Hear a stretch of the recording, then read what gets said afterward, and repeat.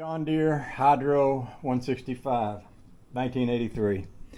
We will start with the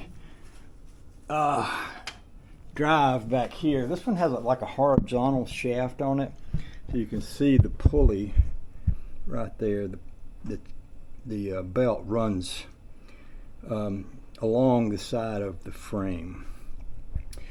From the top of the pulley on the drive, it goes underneath this pulley, which is spring loaded, and I have this wrench hooked into a shaft and pulled up and wired here so that this loosens the spring.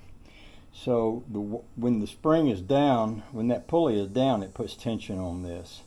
So that comes off of that big pulley on the motor underneath this shaft and over the one under it, which is a shaft that has a vertical slot in it.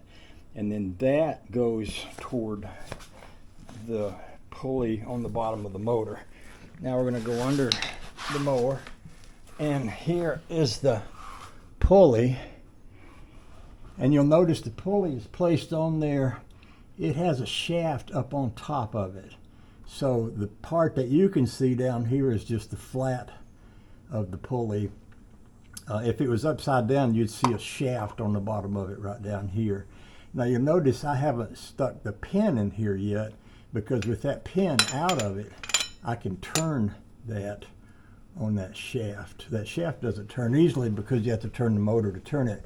But as it is, I can turn this shaft. You see how that turns there, and then it makes it easier to get this belt in place. Once the belt is in place, now you can still turn the pulley. So if I bring the pulley back around and I line up the place for the cotter key here, then I can take the cotter key and push it up into place. Of course, getting my hand in there without blocking the light so that you can see it is a little difficult, but by looking at the shaft, I can kind of tell how it was in there before. So it looks like it was in there this way. So I can put this into that and slide that up into that. Now that cotter key is in there. So the next thing that needs to happen is that the clutch needs to go on it.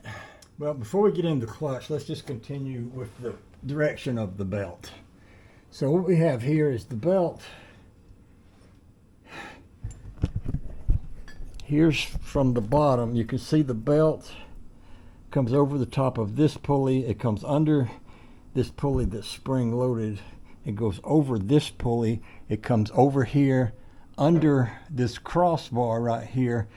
And there's another piece here that has a pin up here. So one side of that belt that goes through there comes up here and goes around this side of this. It goes around, it comes back. It goes on the other side of this mechanism right here and down along over, both belts go over this, and it comes back down to here. Now when I release that bar, in fact I could just go ahead and release that bar now. Maybe you can see how that goes a little better.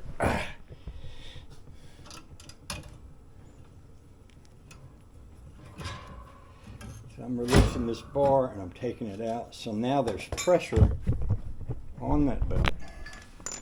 So here we are again.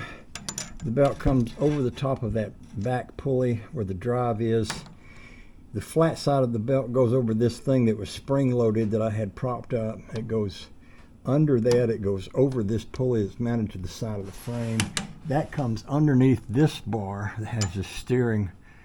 This isn't a steering piece, but there's a piece right here that connects into that hole after I get finished with this. It goes up to this pulley, around that pulley, back down the other side, back over that, and on the other side of this pulley, and then down along here and back down to there. Now when this is up into place, this bar, then this will not hit that bar on the side. Somebody wants me.